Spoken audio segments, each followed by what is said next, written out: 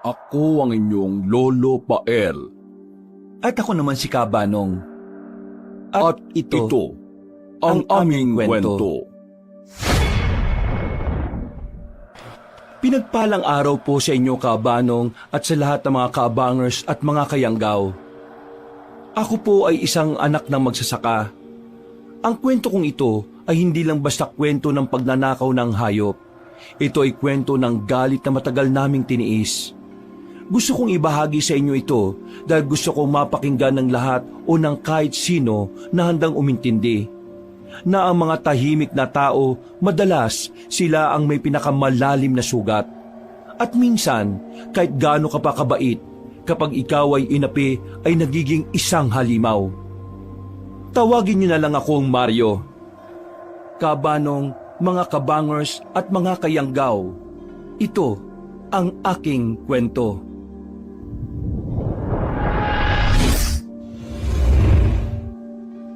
Bago nga pala magsimula ang ating kwento, sana'y mapindot nyo muna ang subscribe button at ang notification bell para lagi kayong nanonotify pag may bago tayong mga kwento. At huwag nyo rin kalilimutan mag-like at comment. Napakalaking tulong po ito sa ating channel para mas makapagatid pa kami sa inyo ng mga magaganda at mga nakakapangilabot na mga kwento. At ngayon, sa ating pagpapatuloy. Anak, tumayo ka na dyan. Nagluto na ako ng lugaw para sa almusal. Opo, Nay. May 2 minuto pa naman po ko eh. Babangon ako mamaya. Ay nako, bilisan mo na dyan at makahinihintay na tayo ni Luna sa bukid. Wala akong nagawa kundi tumayo na, Kabanong, at nag-asikaso ng sarili bago mag-almusal. Ganito ang araw-araw na buhay namin ni Nanay.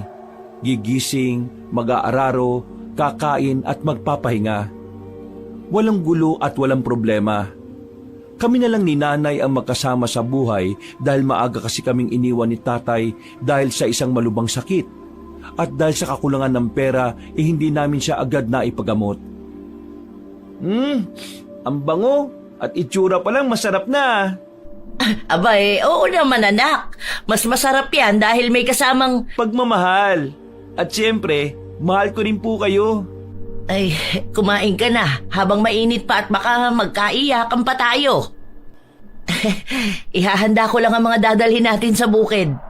Wala talagang katulad ng lugaw nyo, Nay. Sobrang sarap. Akala ko nga nagsasawa ka na sa lugaw eh. Hayaan mo at kapag marami tayong naani at naitindang gulay bibilhan kita ng fried chicken sa bayan. Wag na po, Nay. Mga kailangan na lang po natin sa bukid at dito sa bahay. Kalasa rin naman po ng mga palakang bukid ang manok eh. Talagang maswerte kami ng tatay mo sa'yo. Hindi ka mapaghanap ng mga bagay na wala sa atin. Binata na po ako para hingin pa ang mga bagay na hindi naman natin kailangan masyado. Sayang nga lang at hindi ka man lang nakatuntong ng kolehiyo dahil sa hirap ng buhay na meron tayo. Hindi na po kailangan, Nay. Marunong naman akong bumasa at sumulat kaya okay na yon. Importante, natutulungan kita dito sa bukid. At saka, ikaw ang yaman ko, no? Salamat anak. Napakabait mong bata. Nang matapos kami ng almusal ni Nanay, ay agad ako nagpalit ng damit na pantrabaho sa bukid. Mabibilad na naman kasi kami ni Nanay sa sikat ng araw. Nang masiguro na namin ang lahat ay nakahanda na, isinara ko na ang pinto at naglakad na kami patungo sa sakahan. Sa araw na yon ay kakaiba ang lamig ng simoy ng hangin. Napakaraming ibon ngayon At saka, mababa ang lipad nila. Mukhang uulan mamayang gabi Aba oo nga ano. Kaya kailangan natin madaliin ang trabaho sa bukid para maihanda natin ang mga pananim. Mukhang kanina pa naghihintay si Luna sa atin Sigurado kong namiss agad tayo ni Luna, Nay. O siya, ilagay mo na sa kubo ang mga gamit natin at pakainin mo muna si Luna sa bandaron, baka nagugutom na siya. Opo, Nay. Babalik din po kagad ako para maumpisa na natin yung trabaho. Magandang umaga sa iyo, Luna. Pasensya ka na kung medyo tinanghali kami Pero huwag kang mag-alala. Dadaling kita sa madamong lugar na yon para makakain ka ng madami. Si Luna, ang kalabaw, Halos kapatid ko na po siya, Kabanong. Siya po ang kasama namin ni nanay sa bukid. Mula kasi nang iniwan kami ni tatay ay si Luna ang kayamanang iniwan niya sa amin kasama ng maliit na lupa na aming sinasaka. Kaya hindi lang basta hayop ang turing namin sa kanya, kundi isang kapamilya at katuwang sa buhay. O tara na Luna, kumain ka na muna. Mamaya magsisipag na naman tayong tatlo ni nanay. O dito na tayo. Mukhang makakarami ka ng kain ngayon Sagana sa damo Dahan-dahan kong inila si Luna papunta sa sariwang kumpol ng damo. Dahan-dahan naman itong sumunod na parang isang batang inaakay. Nag-umpisa ng kumain ng damo si Luna habang ako naman ay naupo sa tabi niya habang ngumunguya siya. Aliw na aliw akong tiningnan siya na parabang wala siyang problema. Buti ka pa Luna, damo lang masaya ka na. Kami ni nanay, eto, hanggang ngayon lumalaban pa rin sa buhay. Kaya huwag kang mawawala sa amin Ikaw na lang ang meron kami Uy, bakit ka uminto? Busog ka na ba kagad? Huwag mo sabihing nagda-diet ka na rin Sige na, kumain ka lang. Nandito lang naman ako Ano? Sigurado ko ba na busog ka na? Baka nahihiya ka lang at ayaw mong matawag na masiba. Ako lang naman ito Tawang-tawa ko nang makita kong ipinilig ni Luna ang kanyang ulo na parabang sinasabing ayaw na niya talaga. Bumalik kami sa sakahan. Tahimik ang paligid pero medyo madilim na ang kalangitan na parabang nagbabadya talaga ng malakas na ulan. Pagdating namin sa kubo ay nakaluhod si nanay at inaani ang talong at sitaw. Itinali ko si Luna sa gilid ng kubo. Nay, tapos na po kumain si Luna. Swerte nga po niya Sariwa ang mga damo sa pinuntahan namin. Buti naman anak. O halika na rito, tulungan mo ako magpitas ng mga gulay. Mahihinog na ang mga ito, sayang naman. Opo, Nay. Nay, mukhang uulan po, Ang itim ng langit Tapos, ang mga ibon, parang hindi mapalagay sa kakalipad. Kaya nga, bukas na lang tayo mag-araro. Baka abutin pa tayo ng malakas na ulan at kidlat sa gitna. Yun nga din po sanang sasabihin ko sa iyo Naunahan mo lang talaga ako. Kaya bilisan na natin at makaabutan pa tayo ng ulan dito. Mahihirapan tayong makauwi. Matutuwa na naman ang mga pananim dahil sa madidiligan sila ng tubig ulan. Sana nga magbunga ng madami ang mga gulay natin at ang mga itatanim nating mga palay. Maswerte pa rin talaga tayo. At kahit paano iniwanan tayo ng tatay mo ng lupang isasaka. Tapos may Luna pa tayong katuwang sa bukid at sa buhay. Kaya hindi lang basta hayop at katulong sa bukid si Luna, kundi isang yaman na dapat nating ingatan. Si Luna at ang sakahan na ito na lang ang meron tayo.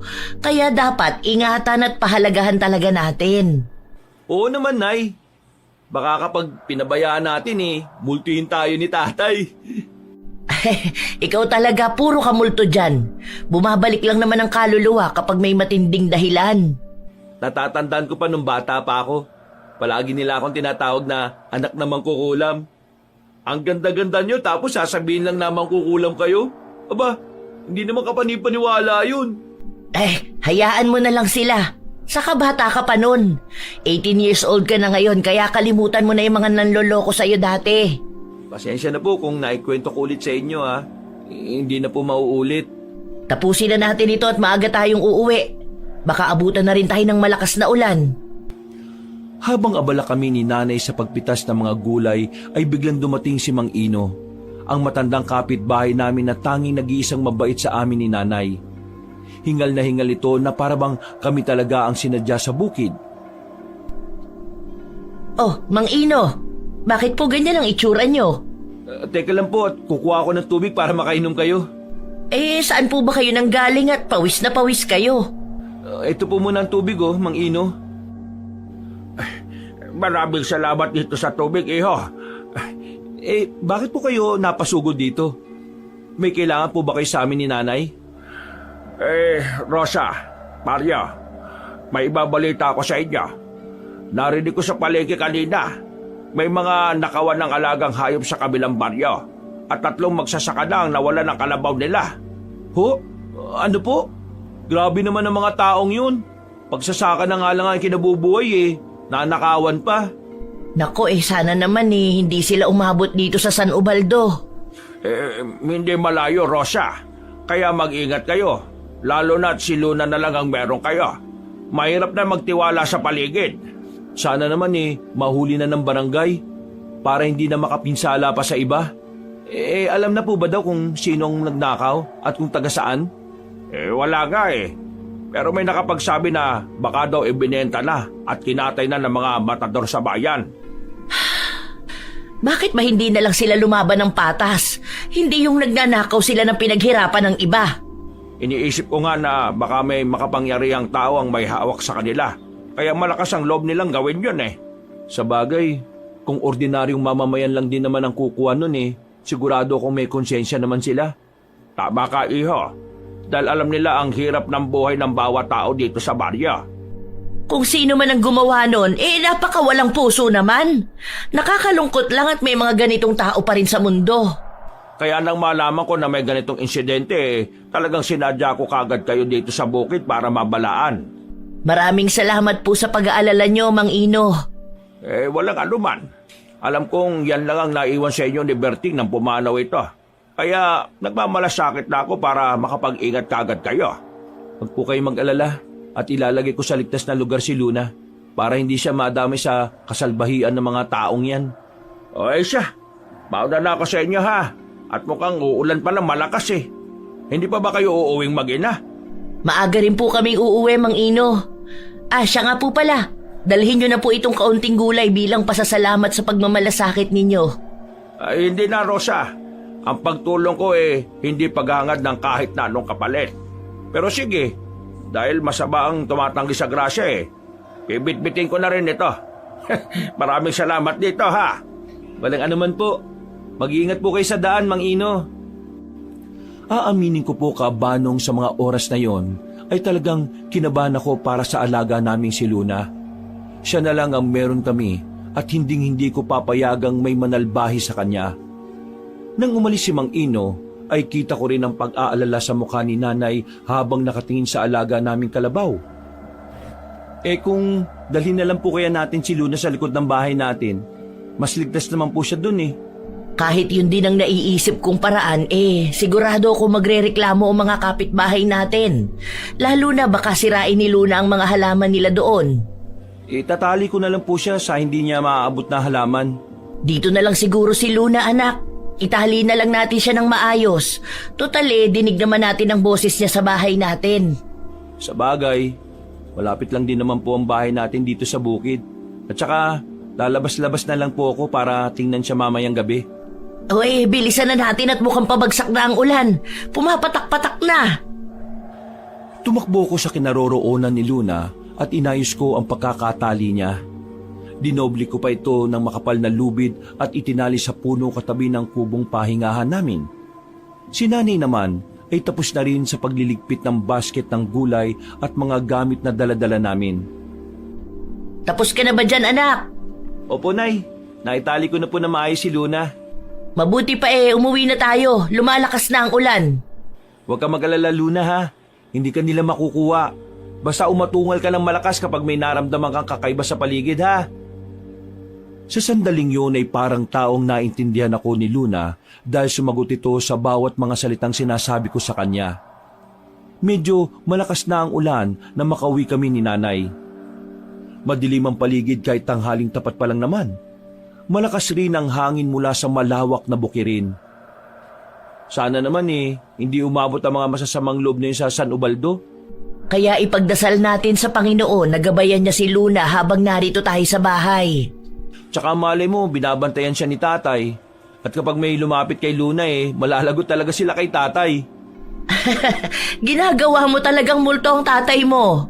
Kaya Tay, kapag nakikita mo palang nalalapit sila kay Luna pinguti mo na kagad sila sa tenga ha.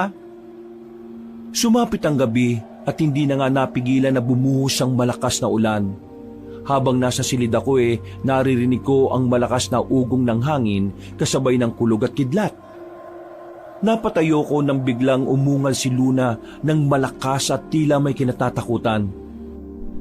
Anak, narinig mo ba si Luna? Opo, Nay. Ano po kayo nangyayari sa kanya? Baka natatakot lang sa lakas ng kulog at kidlat kaya umuungol. Hindi na ako nagdalawang isip pa agad na kumuha ng lampara at nagsuot ako ng kapote para puntahan si Luna sa bukid. Hindi kasi ako sanay na umaatungal siya ng ganong kalakas. Sinukbit ko rin ang aking itak at saka nagpaalam kay nanay. Anak, huwag ka na kayang lumabas. Baka mapano ka pa sa daan eh. Nay, sa kabilang kalsada lang naman po ang kasakahan natin eh. Kaya wag po kayo mag-alala. Titingnan ko lang po si Luna, tapos babalik ako kagad. Mag-ingat ka ha. Bumalik ka agad at baka tamaan ka ng kidlat sa bukid.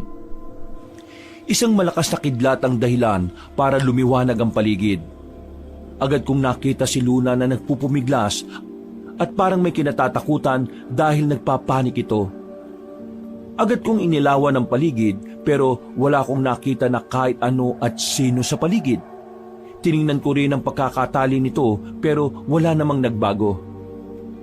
Oh, Luna, huwag ka mag-alala. Nandito na ako. Kalma ka lang, tana. Ako to si Mario.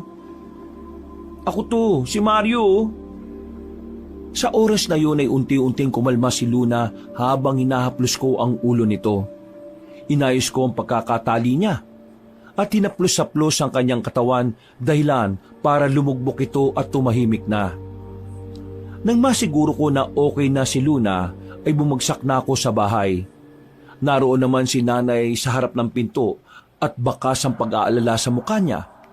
Sinabi ko kay nanay na ayos lang si Luna sa bukid kaya nawala ang kaba niya. Habang pinakikiramdaman ko ang paligid, ay hindi ko namalaya na nakatulog na pala ako. Oh, ang aga mo atang magising, anak. Ay, mabuti na lang at huminto na ang ulan. Nay, mamaya na po ako mag-aalmusal. Pupuntahan ko muna si Luna sa bukid. Titingnan ko kung kumusta na siya. Ay, sige anak. Baka nalubog na sa putik yon. Susunod na rin ako. Nagmadali akong magtungo sa bukid para tingnan si Luna. Basang-basa pa rin ang lupa dahil sa malakas na ulan. Pagdating ko po roon kabanong, ay kinabahan ako dahil wala si Luna sa pwesto niya tapos putulang lubid. Hindi basta napigtas lang, kundi may mga marka na parang hinatak si Luna sa lupa. Tanging kapiraso ng bakal na tali at kapirasong lubid ang nakasabit pa sa puno. Luna! Nasaan ka? Nandito na ako! Hindi maaari ito. Sigurado ko nandito lang si Luna. Maria, ano nangyayari? Bakit sumisigaw ka? Mangino, si Luna po nawawala. Ano? Nawawala? Hinanap mo na ba siya? Baka natakot lang at nakakawala nang dahil lang sa lakas ng ulan at kidlat kagabi. Narito pa po siya kagabi. Anak! Anong nangyayari dito? Nasaan si Luna? Ha? Nay, nawawala po si Luna. Ano? Nawawala? Hinanap mo na ba? Oh, tingnan nyo ito. Mga bakas ng sapatos ito Hindi lang isang pares kundi 2 pares. Mukhang may kumuha kay Luna, Rosa. Kinuha nila! Kinuha nila ang tanging kayamanan natin, anak! I-report na natin ang nangyari sa barangay para matulungan nila kayo kagad.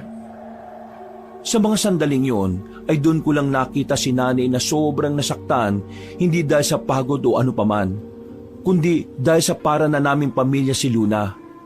Agad kaming nagtungo sa barangay hall. Putikan ang aming mga paa ni nanay na pumasok kami sa loob para humingi ng tulong. Naroon din si Kapitana at nakaupo't nagkakape sa kanyang mesa. Magandang umaga po, Kapitana.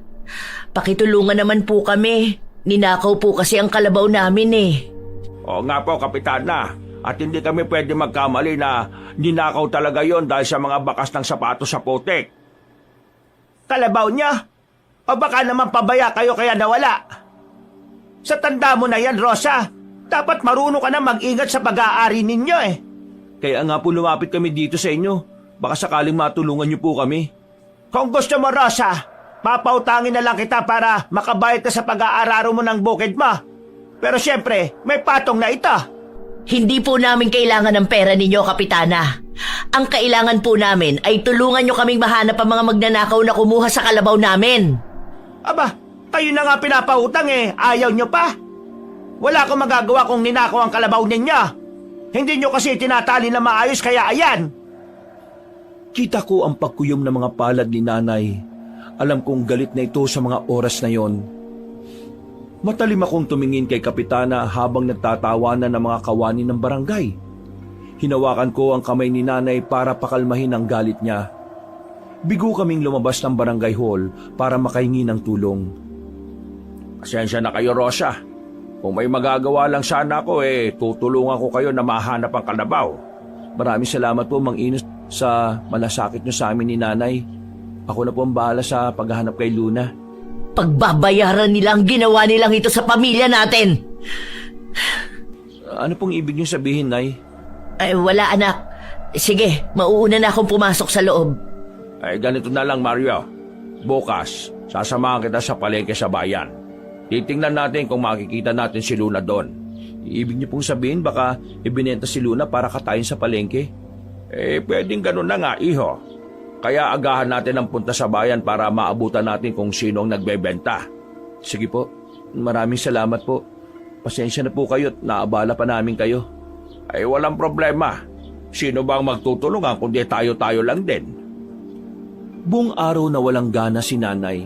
Nakamasid lang sa labas at nang dumilim na ang paligid, ay lumudito sa kanyang altar kung saan naroroon ang litrato ni Lola Ana at ni Tatay. Nagsindi siya ng kandila at tinaplos-saplos ang lumang kwintas na nasa altar. Patuloy sa pag-iyak si nanay. Inang, tulungan mo ko. Si Luna nawawala. Ang tanging kayamanan na iniwan sa amin ni Berting para sa aming mag-ina. Pasensya na po, Nay. Hindi ko po nabantayan na maayos si Luna kagabi. Wala kang kasalanan, anak.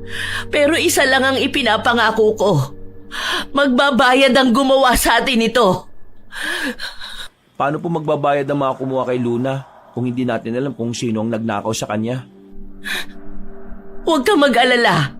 Kung kailangan kong buhayin ang natutulog na kaalaman ko ay gagawin ko.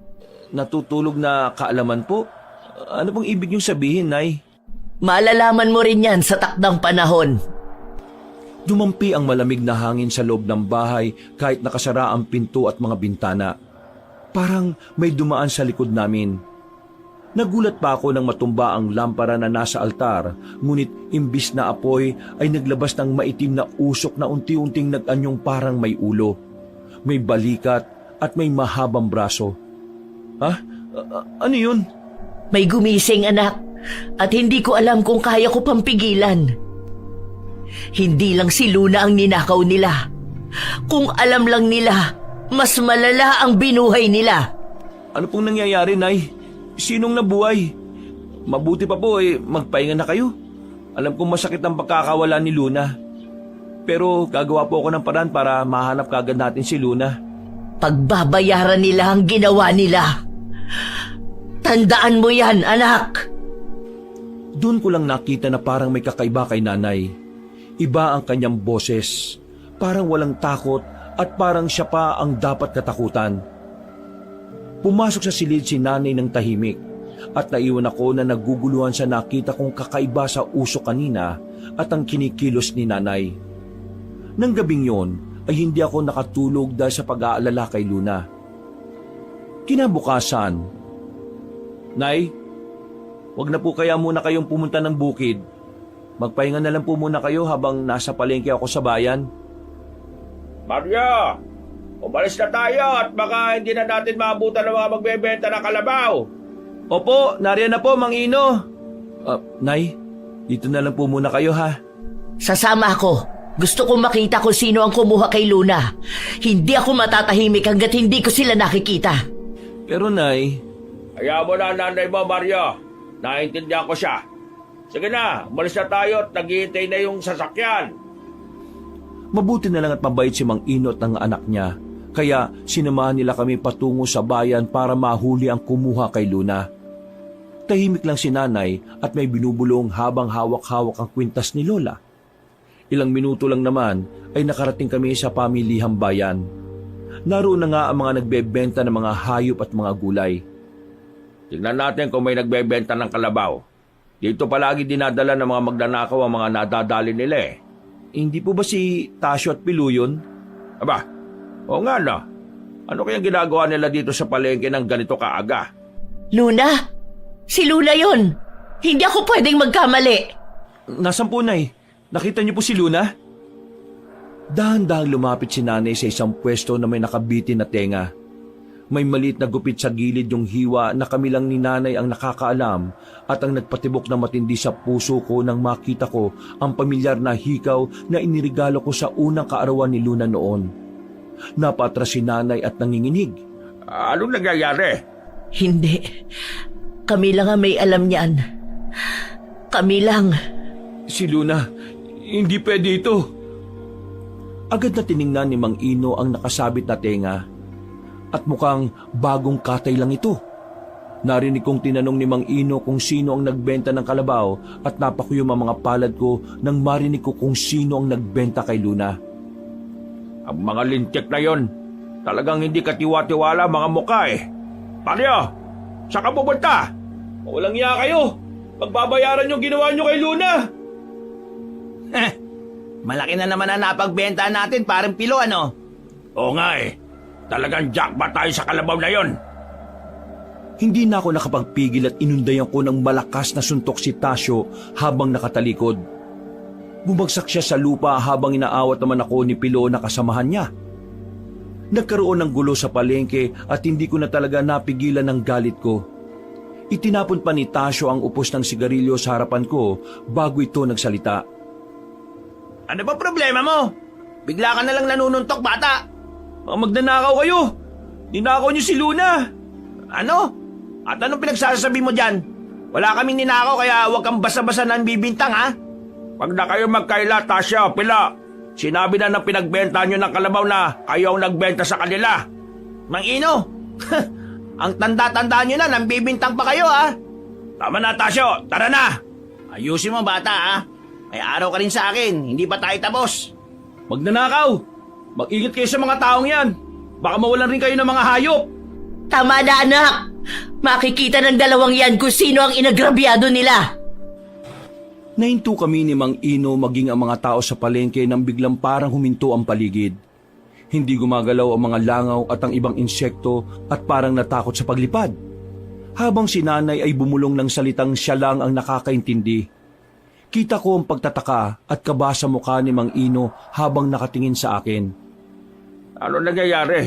Bakit parang huminto ang paligid? Hindi ko rin po alam, Mang Ino. Luna, bantay ng pamilya. Ibabalik natin ang hustisya. Ipakita sa mga nang-aapi. Nay, ano po bang sinasabi niyo? Hindi ito simpleng pangyayari. Ito ang lumang ritual ng aming lahi at ngayon, gumising na. Ritual? Lahi?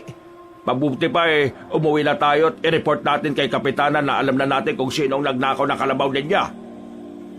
Yumuko si nanay at parang may dinampot at isinilid sa kanyang bulsa. Habang sakay kami ng sasakyan ni Mang Ino, ay hindi ko pa rin maipaliwanag ang nangyari sa palengke. Parang nanibago ko kay nanay. Hindi ko man naiintindihan ang sinasabi niya, ay ramdam ko ang lakas at galit sa boses niya na parang hindi simpleng galit lang. Teka, hindi po ba motor ni Tasyo at Pilo yung nasa harapan ng barangay hall? Oo nga no. At mukhang sila pa ang nagrereklamo kay Kapitan. Ang kapal din ng mukha talaga ng magnanakaw na sila pa ang nagsumbong. Ano na naman ang kailangan nyo? Sinabi ko na sa inyo na wala akong magagawa sa nawawalan yung kalabaw na yan. May magagawa po kayo. Dahil ang magnanakaw ay sina Pilo at Tasyo. Alam mo, kanina ka pa eh. Hindi ba sinabi ko sa iyo na wala kaming ninakaw sa inyo? Malinis ang konsensya ko. Oo nga po, Kapitana. Sa palengke pa lang sa bayan eh, inatake na kami ng batang yan eh. Totoo ba sinasabi ng mga tauhan ko? Sila ang pinagbibintangan nyo? Mawalang galang na po, Kapitana, ano? Ang nagsabi ay mismong tindahan ng karne na silang dalawang nagbenta ng kalabaw na hinahanap na mag-ina. Dahil lang sa sinabi, Pero hindi nyo mismo nakita na binebenta nila ang kalabaw sila na kagad ang nagnakaw. Ino naman, parang tumatanda ka at ang paurong yan Anak, umuwi na tayo. Hindi natin makukuha ang hustisya kung magrereklamo lang tayo. Tayo na. Tama iho, sundin mo na lang ang nanay mo. At sa susunod, huwag kayong pabaya sa mga alaga ninyo. Ay, sorry, nag-iisa nga lang palang kalabaw na yon. Inis na inis ako kay Kapitan ng Tinding ng mga sandaling yon, Kabanong. Dahil parang wala itong pakialam at kinakampihan pa ang mga magnanakaw. Bago kami umalis, ay tiningnan muna ni Nanay silang lahat ng masama.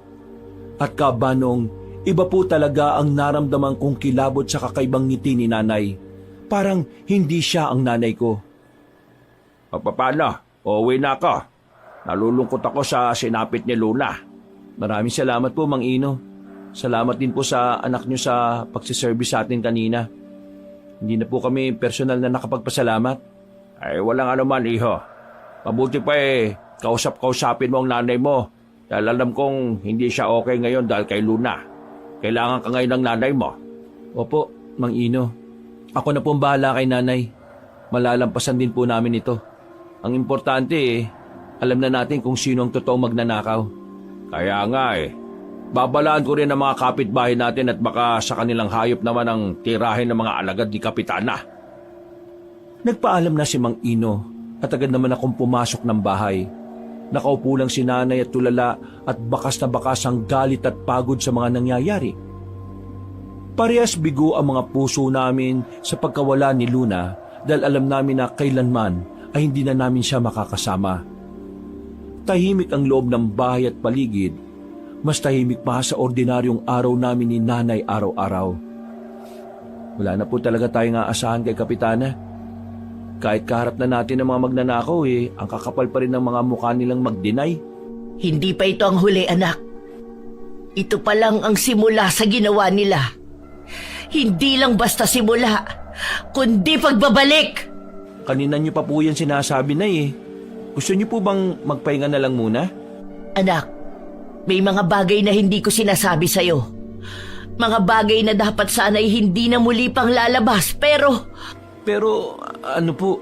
Kung ano man ang nagising ngayong araw, yon ang kapangyarihang itinatago ko sa'yo buong buhay mo. Hindi ko alam kung anong magiging reaksyon ko sa mga sinasabi ni Nanay sa akin.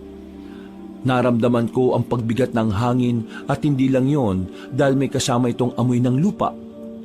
Humawak sa dibdib niya si Nanay at tumingin sa kanyang maliit na altar. Kinabukasan ay maaga kaming nagising ni Nanay at ramdam ko ang kaibahan ng mga araw na may luna pang naghihintay sa amin sa bukid. Kinabukasan, Nay, pupunta po ba kayo sa bukid? Oo anak, kailangan nating ituloy ang buhay kahit wala na si Luna. Mas magiging malungkot ang tatay mo kung pati ang sakahan pababayaan na rin natin. Nang umagang yun, hindi ko maiwasang maging masaya kahit mabigat pa rin ang pagkawala ni Luna. Kailangan kasi namin magpatuloy sa buhay dahil ang bukid na lang ang pinagkukunan namin ng pang-araw-araw ni Nanay. Nagbihis lang ako ng damit pambukid at sabay na kaming umalis ni Nanay. Pupunta na ba kagad kayong mag-ina sa bukid? Opo, Mang Ino. Kahit mabigat at malungkot pa rin dahil wala na si Luna kailangan namin magpatuloy. Kung gusto nyo ipapairam ko muna sa inyo yung isa ko pang kalabaw sa kabilang baryo para naman may katuwang pa rin kayo. Hindi na po kailangan, Mang Ino. Babalik si Luna at gumising na siya. Paano? Pagpasensya niyo na po si Nanay. Pati nga po ako medyo naguguluhan na sa mga ikinikilos at sinasabi niya Maaring dahil sa pagkawala yun ni Luna. Alam mo naman na yun lang ang alaala ng tatay mo sa inyo tapos sinalbahe pa ng mga lokong yon. Mukhang mahirap na po namin makuha ang hustisya para kay Luna. Kung mukhang si Kapitana pa po ang boss ng mga magnanakaw na yun. Malamang tama ang hinala ko na may humahawak nga sa mga magnanakaw na yan At hindi malayong si Kapitana nga yun. Ang malas lang ng baryo San Ubaldo na ang leader pa ang gumagawa ng masama sa mga tao dito. Sana nga po, wala nang sumunod pa na nakawan dito sa atin. Kawawa naman ang mga maliliit na magsasaka kung nanakawan pa sila. Kaya nga Ay nako. At kung sa akin nila gagawin yan malalagot talaga sila sa akin. O sige po, magpapaalam na ako. Susundan ko pa po si nanay sa bukid. Maraming salamat po ulit sa lahat ng tulong ninyo. Napatakbo ko sa sakahan namin nang makita ko si Kapitana Tinding at ang dalawang magnanakaw na nasa harapan ni nanay. Naririnig ko ang pagtatawanan nila habang wala namang reaksyon si nanay na nakatingin lang sa kanila. Tsaka sa gwapo namin ito ni Pilo, pagbibintangan kami magnanakaw. Parang napakasakit naman nun, Aling Rosa. Tasyo, ama na yan. Hayaan na lang natin silang magluksa sa pagkawala ng alaga nila. Anong ginagawa niyo dito? Huwag ka magkalala, iho. Nandito kami para alokin muli ang nanay mo na humiram na lang muna sa akin ng pera para naman may pang-araro kayo dito sa sakahan ninyo. Malit lang naman ako magpatubo eh. Oo nga, kesa naman magmukmuk kayo at kung ano-anong ipinaparatang sa amin na kami ang nagnakaw ng kalabaw ninyo. Tanggapin nyo na lang inaalok ni Kapitana. Tanggapin nyo na lang, iyo, para wala nang marami pang usapan. Nung umagang yon, kahit wala pang masyadong sikat ang araw, ay talagang nakaramdam ako ng pag-init ng katawan ko sa galit sa kanila. Hindi ako nagdalawang isip na hugutin ang sukbit kong itak at kita ko ang pagtaas pa ng kilay ni Kapitana Tinding. Hindi namin kailangan ng tulong ng kahit na sino, lalo na kung magagaling sa katulad ninyong magnanakaw. Kaya pasintabi na po habang may paggalang pa ako umalis na kayo dito sa lupa namin at para hindi tayo magkagulo. Ang tapang mo rin talaga, bata. Baka nakakalimutan mo kung sino ang kasama namin. Oo, kilalang kilala ko. Kaya nga nakikiusap ako na umalis na kayo habang iginagalang ko pa kayo. Kung wala rin kayong magandang sasabihin sa amin, mabuti bang umalis na kayo? Nagmana nga sa iyo ang anak mo, Rosa. Mabaho ang bunganga, bastos kung magsalita. Tara na, Tasyo, Pilo. Kung ayaw nila, huwag pilitin. Bahala sila mag-ina ang mag-araro sa bukid nila. Nay, ayos lang po ba kayo? Oo, ayos lang ako anak. Sige na, umpisahan na natin ayusin ang bukid. Marami sa mga tanim nating gulay ang naapektuhan ng malakas na ulan eh. Huwag po kayo mag-alala. Balang araw, karma na ang gaganti sa kanila para kay Luna. Malapit na anak. Kaya sige na, magtrabaho na tayo. Sa totoo lang po, Kabanong, habang nagtatrabaho kami ni nanay, ay naiiyak ako sa tuwing tinitingnan ko ang puno kung saan ko tinali si Luna. Gusto kong sisihin ang sarili ko dahil hindi ko nabantayan ng maayos si Luna ng gabing yon. At sana hindi ako agad umalis para hindi nakalapit ang mga magnanakaw. Pero nangyari na ang lahat at malayo nang maibalik pa sa amin si Luna ng buhay. Luna, patawarin mo ako kung hindi kita nabantayan. Maya-maya may kumalos ko sa damuhan. Ha? Luna? Ikaw ba yan? Bumalik na siya anak at pagbabayarin ng gumawa sa kanya ng kasalbahihan. Paano nangyari yun, Nay? Patay na si Luna at kita natin pareho ang tenga niya sa palengke. Paano siya babalik sa atin? Mahirap man pong tanggapin pero kailangan na natin patahimikin si Luna, Nay. Sigurado ko kasama na siya ni tatay at ni Lola sa kaharian. Walang tatahimik hanggat hindi ko sila napaparusahan. Ano po ba mga sinasabi niyo, Nay? Ipaluwanag niyo nga po sa akin. At paano mo sila paparusahan? Isusuplong po ba natin sila sa pulis? Pero isa lang naman ang sasabihin nila sa atin na sa barangay muna tayo lumapit, di ba? Buhay ang kinuha nila kaya buhay din ang magiging kapalit. Huwag ka na lang makialam anak. Ako na ang bahala. Sige na, umuwi na tayo at mukhang wala rin naman tayong matatapos na trabaho ngayong araw. Hindi ko alam kung anong mas mabigat, yung galit ko sa pagkawala ni Luna o ang lungkot ng nanay ko. Ramdam ko na masyado siyang naapektuhan sa nangyari kaya kung ano-ano na ang naiisip niyang gawin para ipaghiganti si Luna. Pero nung gabing yon, may nasaksiyan akong kakaiba sa ginawa ni nanay na nakaramdam ako ng kilabot at matinding takot. Ina ng dilim, kulam at barang, ako'y pakinggan sa aking mga hinaing. Bigyan ako ng lakas para magtagumpay sa aking mithiin. Malino ang mga narinig ko. Paanong natutunan ni nanay ang mga ganong salita? Biglang natumba ang bote sa lamesa. Ang hugis na nakita ko nung unang gabi na nagdasal si nanay sa altar. Ito ulit. Paanong nangyari yun? Anak, hindi ko na kayang pigilin. Huwag niyong sabihin na totoong sinasabi nila sa iyo nung bata pa ako. May mga bagay sa lupa na hindi dapat ginagalaw. Pero ninakaw nila si Luna. Ninakaw nila ang tagapangalaga natin. At kapag gising ang lupa, laging may hinihinging kapalit. Buong gabing hindi ko maiprocess ang mga ginawa ni nanay. Sa mga salita niya, alam kong may hindi siya sinasabi sa akin, pero ramdam ko na may kakaibang kalaman siya na ginagawa para gumanti sa mga nagnakaw kay Luna. Hindi ko alam kung paano ko mapipigilan si nanay sa masamang binabalak niya, pero wala akong lakas at kaalaman kung paano ko makokontrol yon. Kinabukasan ay nakakagulo ang mga tao sa paligid. Nang lumabas ako sa silid ay wala doon si nanay. Nay! Nay! Nasaan po kayo? Baka nasa bukid si nanay. Ah, Maria, bakit nagmamadali ka? Inaanap ko po si nanay eh. Nakita ko may daladalang basket patungo sa bukid. Ay, akala ko kung saan na nagpunta si nanay eh. Teka, bakit po pala parang nakakagulo mga tao? Ano pong meron?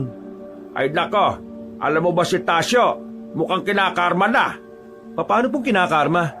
Sabi-sabi ng mga tao kanina may malubhang karamdaman daw na tumama kay Tasyo. At ayon sa asawa nangingisay sa loob ng banyo. Ano daw pong klaseng sakit? Wala rin makapagsabi.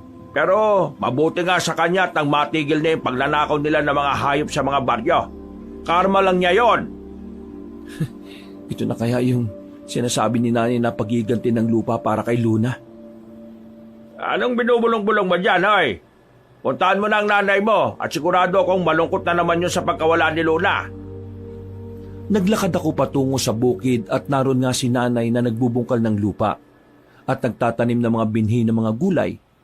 Nakatitig lang ako sa likuran niya habang abala siya sa kanyang ginagawa.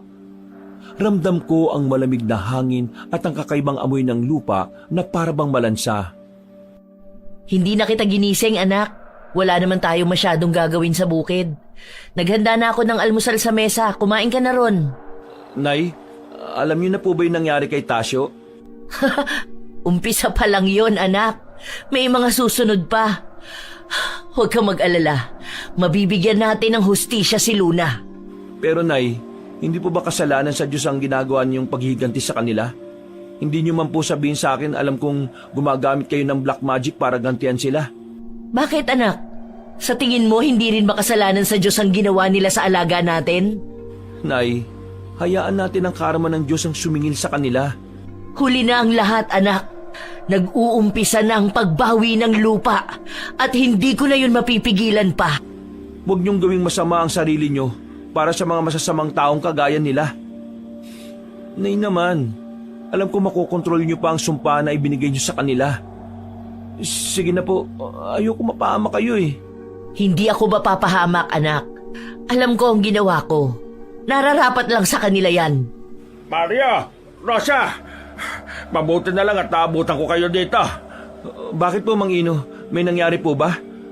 Nahanap kayo ni Kapitana Tinding Sinasabi nila na kayo daw mag-ina ang posibleng gumawa ng kakaiba kay Tasyo. At bakit naman daw po kami ang sisisihin nila tungkol sa nangyari kay Tasyo?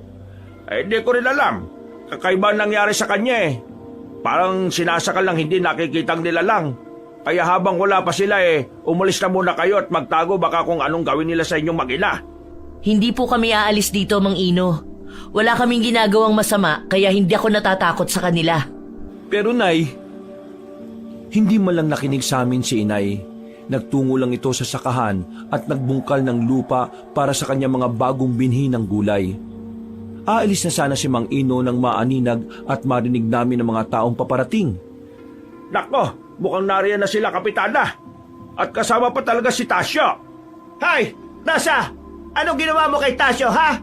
Bakit pong nanay kong pinagbibintangan nyo dun sa nangyari kay Tasyo? Hindi ba't kayo lang naman ang nanay mo ang may galit kay Tasyo dahil pinagbibintangan nyo na sila ang nagnakaw ng kalabaw ninyo? Hindi porket galit kami sa magnanakaw, ako na ang gumawa niyang kay Tasyo.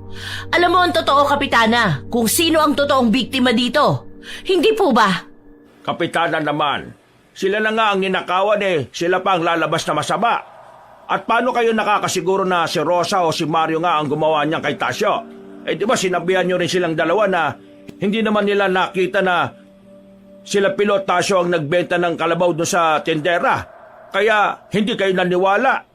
May nakapagsabi sa amin, Mang Ino, na nakikita si Aling Rosa sa kanilang bahay na nakaluhod at nagdarasal. Ano, Pilo? Nagdarasal habang nakaluhod? Abay, Kristiyano ka ba? Opo.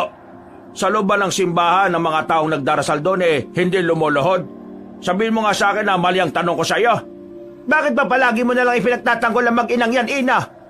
Dahil mali ang paratang mo sa kanila, Kapitana. Ikaw ang leader ng baryo pero parang ikaw pa ang gumagawa ng gulo sa mga nasasakupan mo. Tama na yan. Layuan mo na ako. Hindi ko na kaya. Tasyo, ano nangyayari sa'yo? Narinig ko na naman ang yabag ng kalabaw. Tumatakbo sa tenga ko. Sa sandaling yun ay nahinto at natakot na ang lahat ng biglang may lumabas na mga bangaw sa bibig, mata at ilong ni Tasyo habang nakahawak sa kanyang leeg at tila ba sinasakal ang sarili. Nagkagulo ang mga naroon. Ang iba ay sinasabing nasaniba ng demonyo si Tasyo at ang iba naman ay nabarang daw. Habang nakakagulo ay napatingin ako kay nanay na hinihimas ang kanyang suot na anting-anting ni Lola. Diyos ko, Tasyo, ano nangyayari sa'yo? Bakit may mga bago na lumalabas sa katawan mo? Dali na natin siya sa ospital. Dali! Baka kung anong sakit ang meron sa kanya, baka makahawa pa. Hindi kaya barang ang nangyayari kay Tasyo. Ganito nangyari sa kaibigan ng tatay ko noon Nilalabasan ng insektong katawan hanggang sa bawian ng buhay. Sinisingil lang siya ng lupa. At iyan ang unang singil. Anong pagsingil ang sinasabi ng nanay mo? May kinalaman ba siya sa nangyayaring ito, Mario? Wala po.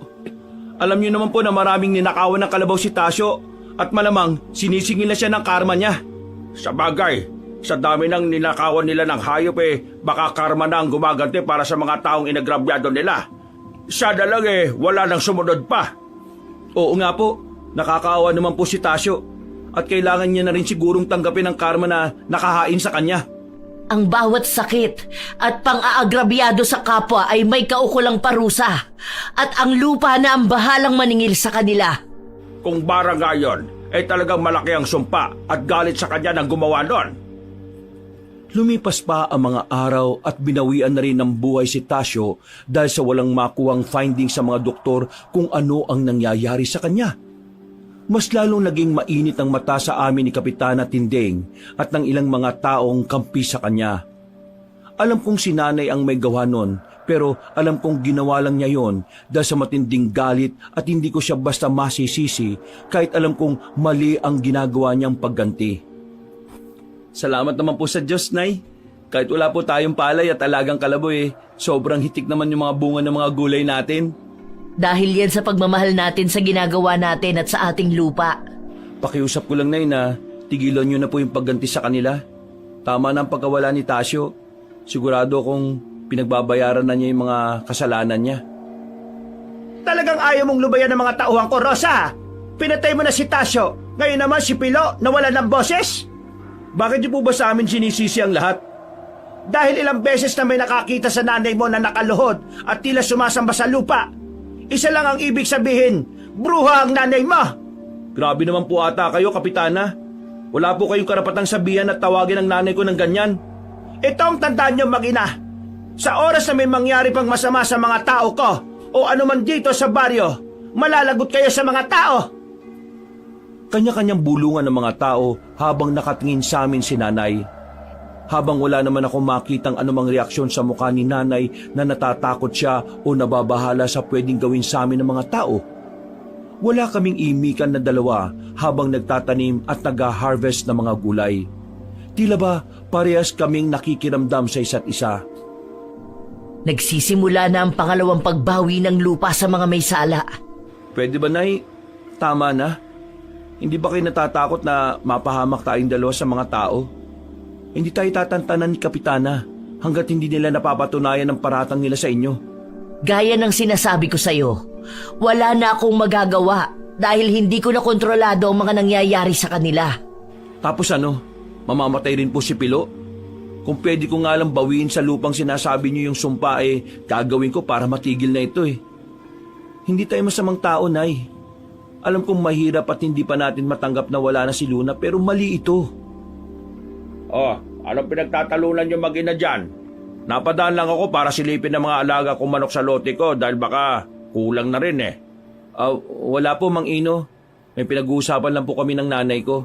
Narinig nyo na ba yung balita tungkol kay Pilo? Nawalan daw ng boses parang naging pipi. Siguro iisa lang ang gumawa ng barang sa kanila. At alam kong kahit mali yun kinakarma na talaga sila. Sabi nga din po ni Kapitana. At kami na naman ang pinagbibintangan nila. Ay, pambira talaga si Kapitana. Ano yon? Lahat ng mangyayari sa baryo sa inyo sisisi. Parang may mali naman yata doon. Nararapat lang yun sa kanila. Pinagbabayaran lang nila ang kanilang mga kasalanan. Kumusta ka na pala, Rosa? Tanggapin mo na yung inaalok kong ipahiram ang kalabaw ko sa iyo para makapagsimula na kayo makapagtanim ng palay. Huwag na po, Mang Ino. Ang palaging pagsuporta po ninyo sa aming mag-ina ay malaking tulong na. At tatanawin ko po yung malaking utang na loob. Basta kung kakailanganin nyo sabihan nyo lang ako ha, para maipadala ko dito sa San Ubaldo. Sige po, maraming salamat po, Mang Ino. Ang dami na po naming pagkakautang sa inyo Para ko ng kapatid ng nanay mo at parang ikaw naman pamangking ko. Mabuti na lang at may Mang Ino kaming laging handang magbigay ng tulong sa amin ni nanay. Kinagabihan, habang nagbabasa ako ng paborito kong comics ay nakaamoy ako ng amoy basang lupa at tunog ng mga yabag ng hayop sa labas ng bahay. Paglabas ko ay naroon si nanay sa kanyang maliit na altar at nakatitig lang sa mga larawan. O bakit hindi ka pa natutulog? Maaga pa tayo maglalako ng gulay sa baryo. May naamoy po ba kayo? O kahit naririnig man lang, Nay? Huwag mo nang pansinin yon. Matulog ka na. Pero kabanong kapag naamoy ko po ang amoy na yon, ay alam kong may mangyayari na namang kakaiba sa baryo kinabukasan. Madaling araw na ako ng dalawin ng antok. Ramdam ko na ang sikat ng araw sa mukha ko galing sa siwang ng bintana nang magising ako kinaumagahan. Napabalikwas pa ako nang makarinig ako ng sunod-sunod na pagkalabog sa bubong ng aming bahay.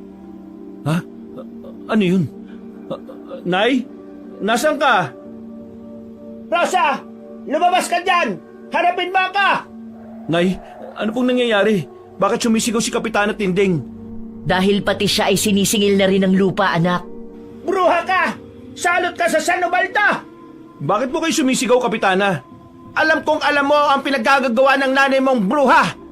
Matapos mong patayin si Tasyo nawala naman ang boses si Pilo. Ngayon naman, pinatay mo ang mga alaga kong hayop. Ano na naman ba ito, Kapitana? Huwag kang makialam dito, Ino. Bruha ang babaeng yan. Pinatay niya ang mga alaga ko. At paano naman po papatayin ng nanay ko mga alaga nyo? May mga security guard naman kayo, di ba? Hindi ko alam kung paano pero sigurado akong dahil sa may lahing mangkukulam ang nanay mo. Kaya ano pang ginagawa niyo? Huliin ang mag-inang yan at dalhin sa barangay. Bigla na lang may humawak sa braso ko at tinila ko palabas ng bahay. Ganon din kay nanay. 2 alalay ni Kapitana ang kumuha sa kanya at binitbit kami patungo sa barangay hall. Wala akong nakitang anumang reaksyon kay nanay kundi sumilay lang ang kakaibang ngiti sa kanya. Itali sila mag-ina sa gitna ng kalsada. Ako na lang po itali nyo. Huwag nyo na idamay ang nanay ko. Kapitana, huwag mo naman gawin ito sa mag-ina. Wala silang ginagawa kasalanan sa inyo. Sige mga kabaryo, sabuyan sila ng asin at bawang. Baka sakaling lumabas ang tunay na anyo ng mga yan. Tama na! Wala kaming kasalanan! Hindi kami aswang! Ganyan din ang sinasabi ng mga aswang noon bago sila kumain ng tao. Ginagawa ninyo mga bagay na hindi ninyo naiintindihan. Isa lang ang masasabi ng lahat ng taong narito. Bruha ka, Rosa! Bruha! Dapat sa inyo parusahan! Tabunan nyo na ng asin ang mga yan! Tama na! Hindi kami masama at lalong hindi kami aswang! Pasensya na kayong mag-ina. Wala akong magawa. Lahat ng tao ay naniniwala kay Kapitana. Wala kayong dapat ihingi ng pasensya, Mang Ino. Mabuti pa po umuwi na kayo habang maaga pa para hindi na kayo madamay. Anong ibig niyo sabihin, Nay? May mangyayari pa po bang hindi maganda? Ano bang sinasabi mo, Rosa? Ilang araw na kitang napapansin na parang hindi na ikaw yan na. Simula na mawala si Luna sa inyong mag-ina. Dahil lang narito ngayon ay ang sumpa ng lupa, Mang Ino. Alam kong hindi nyo to maiintindihan pero hanggat hindi pa lubos na nagigising ang sumpa, iligtas na ninyo ang inyong sarili at huwag na huwag ninyong bubuksan ang pinto at bintana. Sige na po, Mang Ino. Sundin niyo na lang po sinasabi ni Nanay. Kami na pong bahala dito. Nang makaalis si Mang Ino, ay biglang nagdilim ang paligid kahit sikat na sikat ang araw nang itali nila kami sa gitna ng kalsada. Kita ko sa mga mukha ng mga taga-baryo ang pagtataka habang nakatingin sa langit. Maya-maya pa'y narinig ng lahat ang tunog ng mga bangaw at nagsiliparan nito sa kinaroroonan namin ni Nanay. Nay, ikaw po ba may gawa nito? Hindi na ako ang nanay mo. Ako ang may hawak ng sumpa ng lupa. At pagbabayaran nila ang ginawa nila sa inyo. Sinasabi ko na nga ba totoong bruha ka, Rosa! Hindi nga ako nagkamali na ikaw ang gumagawa ng lahat ng nangyayari sa San Ubaldo. Kami ang biktima dito at hindi kami ang masama. Ninakaw ng mga tauhan mo ang alaga namin si Luna. Kaya kung may masama man dito, kayo yon. At talagang iniiba mo ang usapan, ha? Dapat sa mga katulad ng nanay mo na bruha ay mawala. Sige, tapunan na kasi ng mga yan. Huwag kayong matakot. Hindi ko maipaliwanag ang pangyayaring yon nang biglang tumilapon ng mga timba ng asin sa lupa at mas dumami ang mga insektong nasa paligid. Nagsigawan ng mga tao at nagsipagtakbuhan. Tanging si Kapitana at ang kanyang mga alalay na lang ang natira habang nanatili kaming nakatali ni Nanay. Pinatunayan mo lang talaga na bruha ka, Rosa! Kagaya ka rin talaga ng tatay mo. Masamang tao at mapanlinlang sa kapwa. Ano? Paano mo nakilala ang tatay ko, ha? Dahil ang tatay mo ang pumatay sa asawa ko. Tindeng, katulad ka rin ng tatay mo na mapanglamang sa kapwa at abusado sa kapangyarihan. Hindi na si Nanay ang kasama ko. Pero sino? Biglang lumabas sa likod ni Nanay ang isang anino na may mahabang kamay kaparehas ng nakita ko noon sa altar habang nagdarasal ng hindi maintindihan na salita si Nanay. Matalim ang tingin ni Nanay kay Kapitana at tila galit na galit. Maya-maya lang ay mas kinabahan ako nang maramdaman kong parang lumindol. Nay! Lumilindol! Apo, huwag kang mag-alala. Bahagi yan ng sumpa ng lupa para sa mga taong lumapastangan sa inyo pati na rin kay Luna. Lola Ana, paano nangyari yun na nasa katawan kayo ni Nanay? Dahil ang nanay mo ang nagmana ng aking dugong mambabarang. Sinasabi ko na nga ba't barang nga ang nangyari kay Pilo at Tasyo? Pati na rin sa mga alaga kong hayop. Wala kayong kasing sama, Rosa! Alam na namin na ikaw ang boss at leader ni Pilo at Tasyo na mga nagnakaw ng hayop ng iba para ibenta sa palengke. Hindi ba't mas masama ang ginagawa nyo? Wala akong kinalaman sa mga nakawan na nangyayari sa baryo at sa karatig, kaya wag mo akong pagbibintangan. Ha? Ano yan? Tingnan niyo kung anong klaseng hayop ang naglalakad na yan. Narito ako para pagbayarin ng lahat ng may sala at susunod ka na doon, Tindeng! Hindi mo ako mapapatay, Rosa. Alam na ng lahat kung anong tunay mo katauhan. Bruha na mambabarang. Hindi ka lang mambabarang, aswang ka rin, Rosa! Bakit? Natatakot ka na ba, Kapitana Tindeng? Pagbabayaran niyo ang ginawa niyo sa nag-iisang yaman ng anak at apo ko!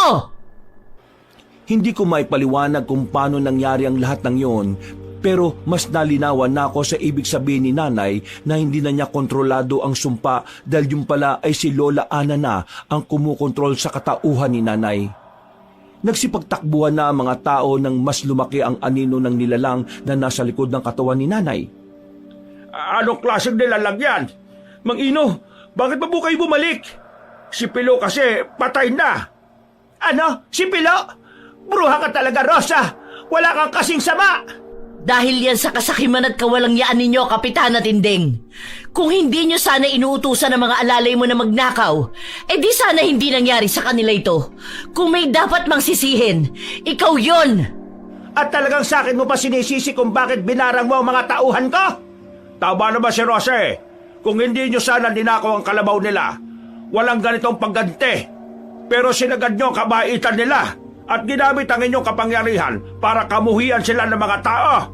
Pinatay ng Rosa na yan si Tasyo at Pilo, pati ang mga alaga kong hayop, tapos sila pa ang kakampihan mo ngayon, Ino! Masyado ka na yatang lalaso na mag-ina na yan! Pakawalan mo na sila. Kung may totoong biktima rito silang mag-ina yon, hindi kayo. Ninakawan sila ng kabuhayan at hindi lang basta hayop kundi isang pamilya, Kapitana. Hindi, Ino. Kailangan nilang pagbayaran ng lahat ng ginawa nila.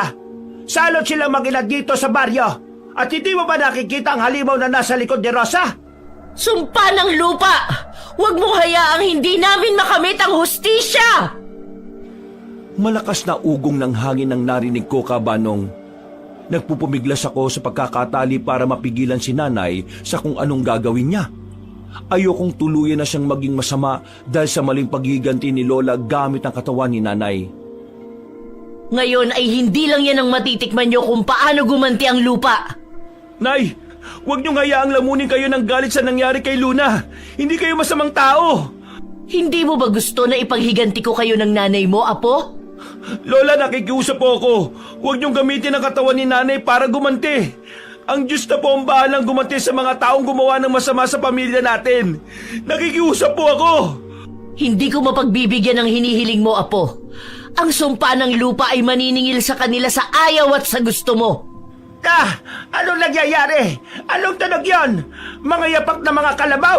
Nandyan na sila? Biglang nagsisigaw si Kapitana Tinding na animoy nababaliw habang hawak-hawak ang kanyang tenga at isinisigaw na nariyan na ang mga yapak ng kalabaw. Naramdaman ko ang pagtanggal ni Mang Ino sa pagkakatali sa kamay ko. Habang walang tigil naman sa paghalakak si nanay na parabang masayang-masaya sa nangyayari kay Kapitana. Mukhang nababaliw na si Kapitana, Mario. Hindi ko po alam kung paano ko pipigilan pa si nanay sa ginagawa nila ni Lola. Andyan na sila! Tumakbo na kayong lahat! Gagantihan nila tayo! Tumakbo pali si Kapitana Tinding habang patuloy pa rin sa pagsigaw. Nakita ko ang takot sa mukha ng natitirang alalay ni Kapitana. Habang hindi nila malaman kung susundan ba nila ito o hahayaan na lang nila. Wala nang tao sa labas ng kalsada. Ang lahat ay nagkulong sa kani-kanilang bahay dahil sa takot. Nay, gumising po kayo. Labanan niyo kung ano man ang nasa katawan ninyo. Tama na ang paghihiganti sa kanila. Anak, tulungan mo si Aling Rosa mo, dali. Dali natin siya sa kanila. Sa tulong ng panganay na anak ni Mang Ino ay agad daming nadala si nanay sa aming bahay. Inihiga namin siya sa sala. Namumutla at pawis na pawis si nanay kaya agad akong kumuha ng malinis na tuwalya para punasan siya.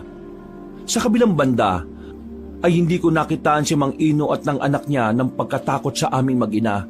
Sa kabila ng nalaman nilang si nanay ang may gawa ng mga kababalaghan sa baryo San Ubaldo. Hayaan mo muna magpahinga ang nanay mo, iho. Pag nagising siya painumin mo kagad ang maligamgam na tubig para maimasmasan siya. Maraming salamat po, Mang Ino. Pasensya na po kung pati kayo nadamay sa gulo ng nangyayari sa amin. Gaya nga ng sabi ko, hindi na kayo iba sa akin ni Rosa. Ang lolo mo matalik na kaibigan ng tatay ko. Kaya parang pamilya na ang turing ko sa inyo. Ibig sabihin, alam niyo po ang nakaraan ng pamilya ko? Hindi ko lubos na alam, iho.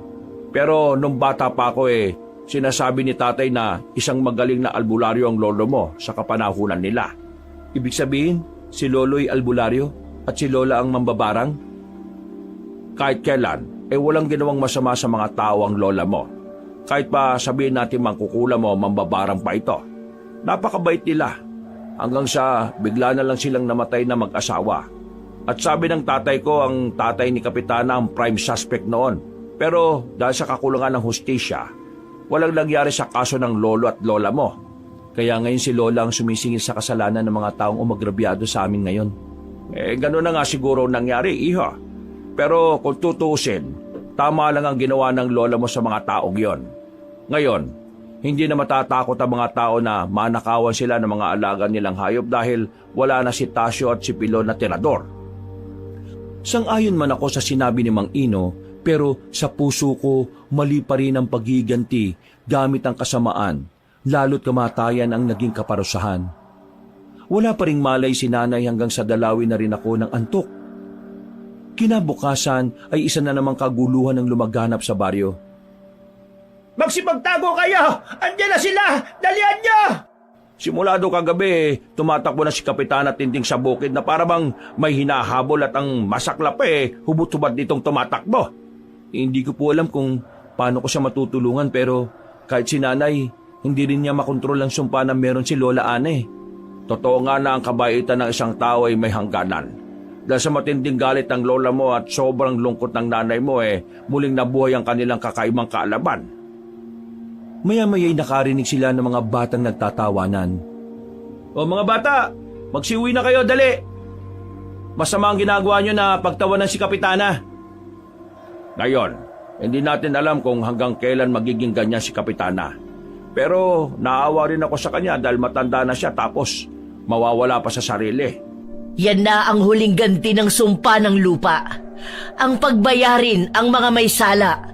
Nay, sana naman matapos na ang nangyayaring kakaiba sa baryo. Alam kong malaki ang pagkakasala sa atin ni Kapitana. Pero ayoko makita siyang nagkakaganyan.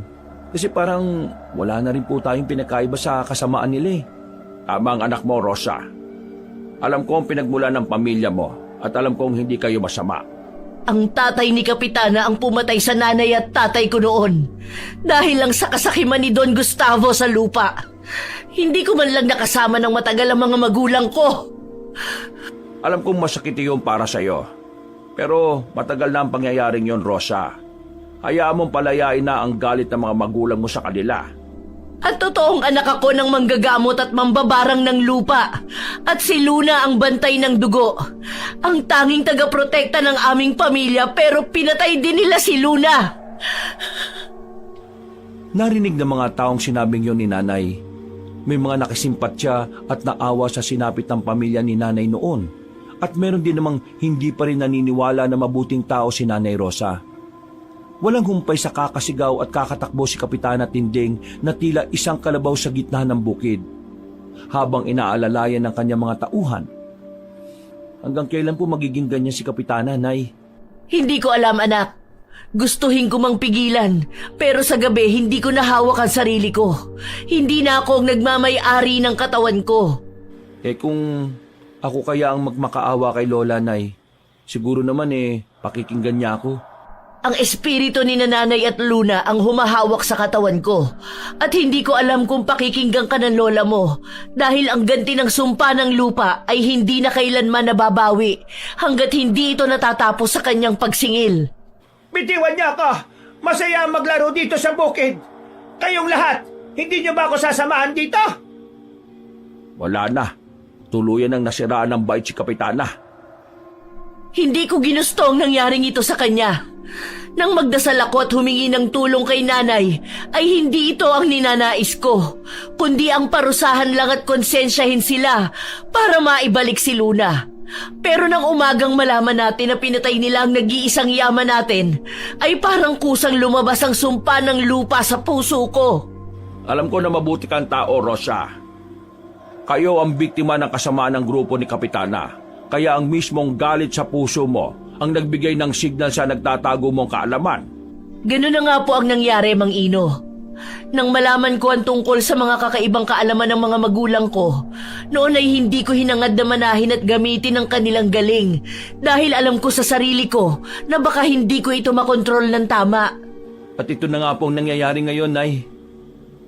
Wala na kaming ibang naiisip na gawin para maputol ang sumpa.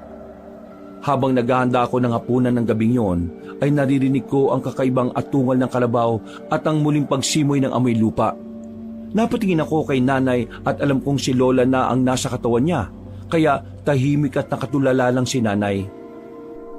Ang huling hagupit ng sumpa ay magaganap na. Lumakas pa ang simoy ng hangin. Sigurado akong may kakaiba na namang mangyayari sa paligid. Matatapos na ang kasamaan sa buong San Ubaldo. Ang paghahari ng angka ng mga magnanakaw ay magtatapos na. At sana nga po, ito nang huli, Lola. Palayain niyo na po yung galit niyo sa kanila. Para sa amin ni Nanay. Alam kong gusto niyo lang po kaming ipagtanggol. Pero kaya na po namin ito ni Nanay. Huwag kang mag-alala. Ang huling ganti ng sumpa ay mawawala na at magiging malaya na kayo, Apo. Hindi ko man po kayo nakilala. Alam ko na napakabuti niyong lola at nanay kay Nanay Rosa. At hindi ko po kayo ikakaya kahit na kailan. Isang nakakakilabot na sigaw ang kanilang narinig. Tapos na, Apo. Makakapamuhay na kayo ng nanay mo ng matiwasay at walang kinatatakutan. Sa sandaling yun po, Kabanong, ay nakita ko na tila may maitim na usok ang lumabas sa katawan ni nanay at sa huling pagkakataon ay nakita ko ang imahe ni Luna sa usok na yon. Parang nagising naman si nanay sa isang mahabang panaginip nang tuluyan ng mawala ang kakaibang itim na usok na yon. Kumain na tayo, anak.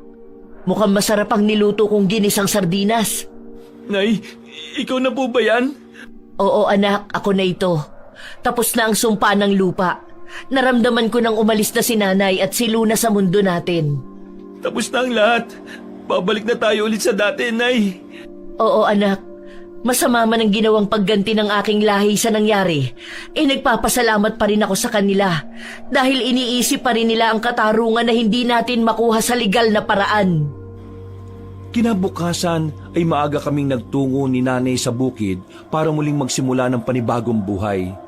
Dala-dala ang bagong pag-asa, naabutan namin na napakaraming tao sa aming sakahan at ang iba ay masama ang tingin sa amin habang papalapit kami sa kubo.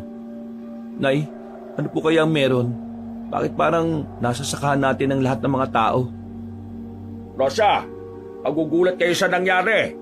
Ano po bang nangyari, Mang Ino? Diyos ko, si Kapitana Tinding po ba yan?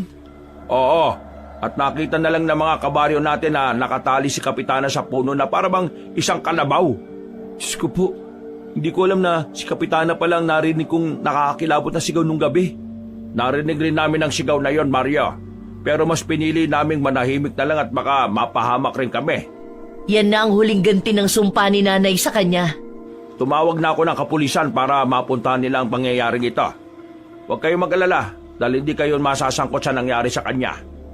Pero paano po natin may papaliwanag sa kanila kung bakit po sa lupang sakahan namin siya nakatali? Maraming makakapagsabi na nawawala sa katinuan si Kapitana Tinding. At malamang siya mismo ang nagtali sa kanyang sarili. Hanggat wala tayong ginagawang masama, anak, hindi tayo ang mapaparusahan. Parang kumain din siya ng lupa dahil sa puno ng lupa ang bibig niya. Wawa naman po siya, Mang Ino.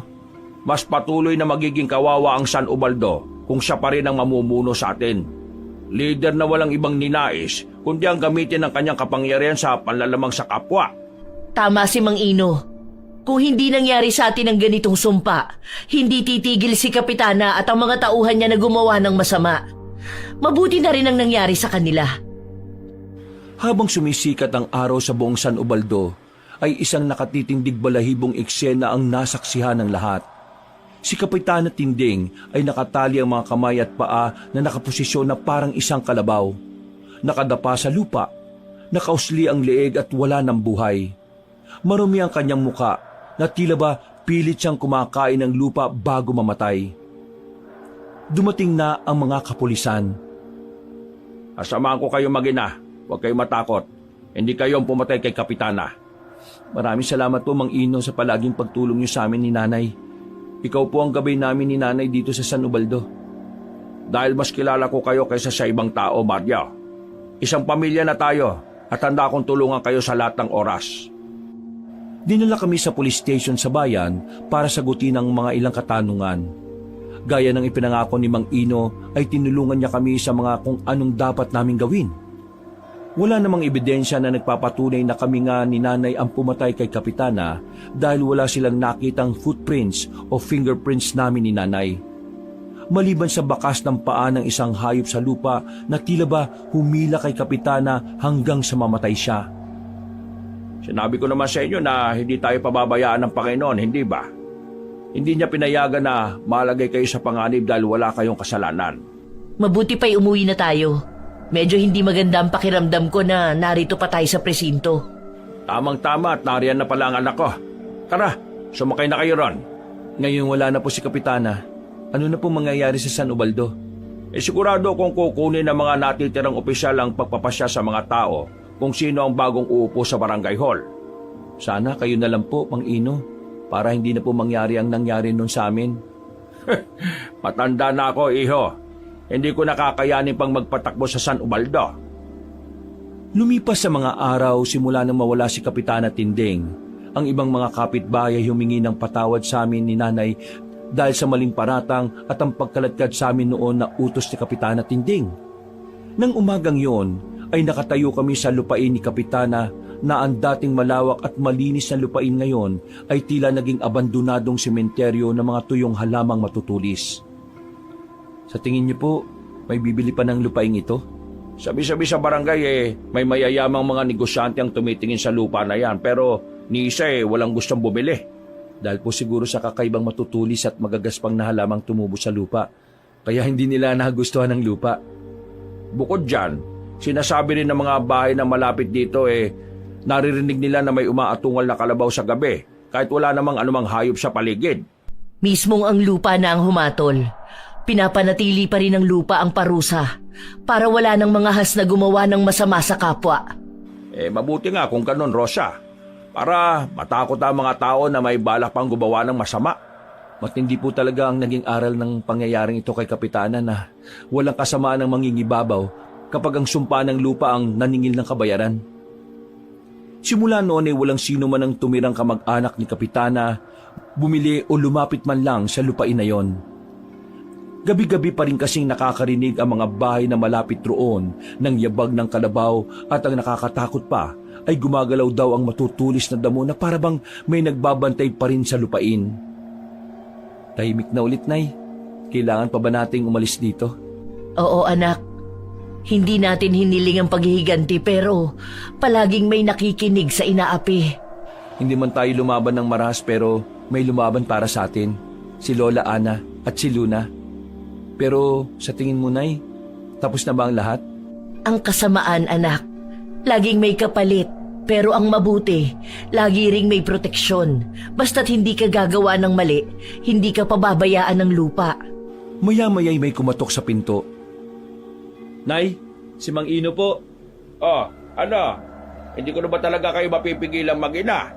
Gusto po naming magsimula ulit ng anak ko sa panibagong pahina ng aming buhay. Hindi po namin malilimutan ang kabutihan ninyo sa aming mag-ina, Mang Ino. Tama lang ang desisyon ninyo. Marami ng mga mata ang nakatingin sa inyo dito. Lalo't alam nilang may kakaiba sa lupa at espiritu na pumoprotekta sa inyo. Pero ayoko naman na palayo-layo pa kayo.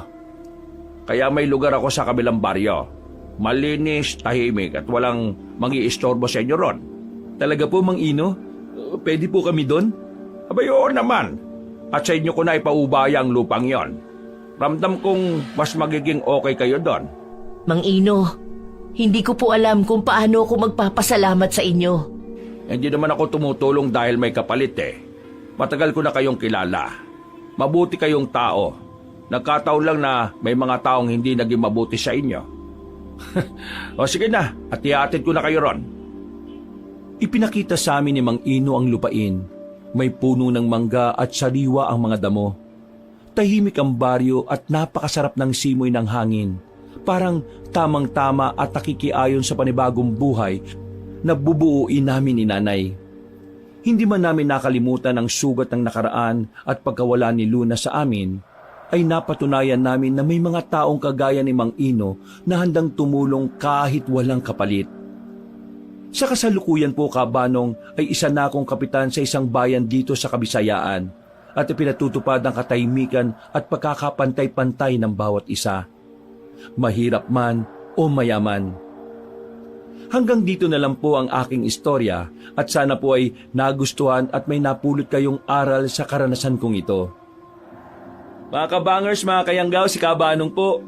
Bago po tayo magwakas, salamat po sa mga sumubaybay sa kwento natin ngayong araw na ito Sana po ay nagustuhan niyo po ang kwento at may napulot po kayong aral.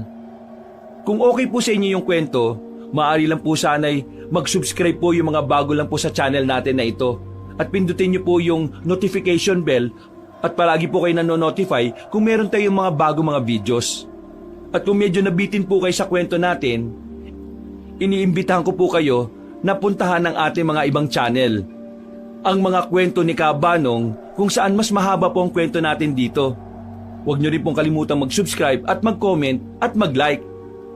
At kung medyo nabitin pa rin po kayo, puntahan po natin ang bagong-bagong channel natin, ang Kabanong version 2.0 kung saan meron pong gumagalaw na mga images na doon At meron pong narration na may music and effects, kaya mas maganda.